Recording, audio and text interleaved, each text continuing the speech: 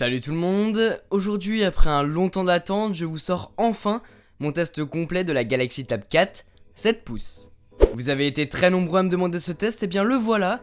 C'est donc une tablette noire, entièrement faite de plastique, pesant environ 275 grammes, ce qui est tout à fait raisonnable. Elle possède un écran LCD Full HD de 7 pouces avec une résolution de 1280 par 800 pixels. Je trouve la taille vraiment bien, c'est très confortable d'utilisation. La qualité de l'écran est vraiment pas mal aussi, malgré que les couleurs soient un peu désaturées à mon goût. Lorsqu'on navigue sur internet, lorsqu'on joue à un jeu, lorsqu'on regarde une vidéo, c'est vraiment très agréable malgré les ralentissements, mais ça, on va y revenir plus tard.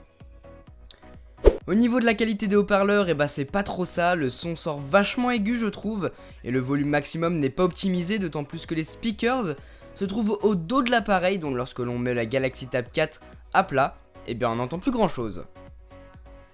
Donc résistant à la poussière et à l'eau. Nous, aujourd'hui, on va tester sa résistance à l'eau. Je sais pas si vous l'avez remarqué, mais les boutons se trouvent tous sur la tranche de droite maintenant, donc ceux qui sont habitués à avoir les boutons à gauche, normalement ils sont à gauche. Ça va un peu vous déstabiliser au début, mais ne vous inquiétez pas, on s'y habitue assez vite. Ce qui doit beaucoup vous intriguer, c'est la qualité photo et vidéo. La Tab 4 possède un appareil photo de 3 mégapixels, ce qui est vraiment pas bon. Voyez plutôt avec les photos que j'ai prises. Pour une tablette de 2014, je trouve pas ça normal d'avoir une qualité de ce type. Les blancs sont très sombres, il y a beaucoup de grains sur l'image, c'est pas très net. Pour comparer tout ça, j'ai utilisé mon iPad mini de première génération, qui possède un appareil photo de 5 mégapixels, et la différence est quand même flagrante. Pour ce qui est de la qualité vidéo, bizarrement je la trouve meilleure que la qualité photo. Les couleurs sont plus naturelles et moins pixelisées. Pour ce qui est de la caméra frontale, on se retrouve avec du 1,3 mégapixels. Les contours sont un peu moins nets si on compare encore une fois avec l'iPad mini, mais les couleurs sont un peu plus pétantes et je trouve que l'image paraît plus lisse. La Galaxy Tab 4 7 pouces possède un processeur Samsung quad-core cadencé à 1,2 GHz.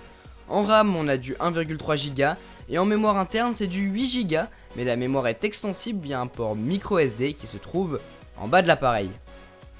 Au niveau de la batterie, on a une batterie de 4000 mAh. Sur le papier, ils mettent que l'appareil tient environ 10 heures, mais tout dépend de ce qu'on fait dessus. Moi, en utilisation normale, c'est-à-dire en étant connecté tout le temps au Wi-Fi, en regardant des vidéos, en étant sur les réseaux sociaux, en prenant des vidéos, j'ai tenu plus d'une journée, donc environ 16 heures, sans compter le temps en veille qui est assez énorme. Donc au niveau de l'autonomie de la batterie, il n'y a rien à dire, c'est vraiment génial. Au niveau du système d'exploitation, la tablette est sous Android KitKat 4.4.2 avec une surcouche de Samsung.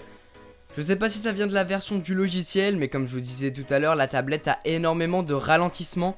Elle est pourtant toute neuve, je l'ai eue il y a quelques mois maintenant, il n'y a rien dessus, elle a beaucoup de bugs. Je vais essayer de voir si c'est à cause de la version du logiciel, j'espère qu'Android Lollipop sera mieux et sortira dessus surtout. Donc j'espère que ça corrigera ces bugs. Mais sinon, c'est Samsung et Android, il faut aimer et s'habituer à la surcouche et aux nombreuses fonctionnalités qu'elle propose.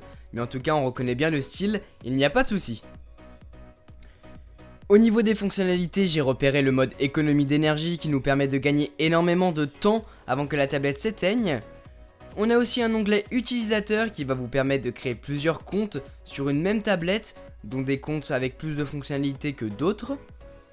Avec cela, il y a le mode enfant, très pratique si vous ne voulez pas que votre enfant touche à tout sur votre appareil, ça va être beaucoup plus complet qu'un nouveau compte utilisateur, et en plus dessus, on trouve des petits jeux éducatifs pour les enfants.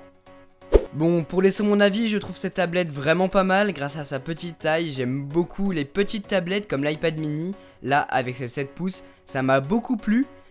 Par contre, au niveau des points négatifs, je trouve la tablette énormément salissante, que ce soit au niveau de l'écran qu'au niveau du dos de l'appareil, avec ce plastique pas très agréable lorsqu'on a la tablette en main.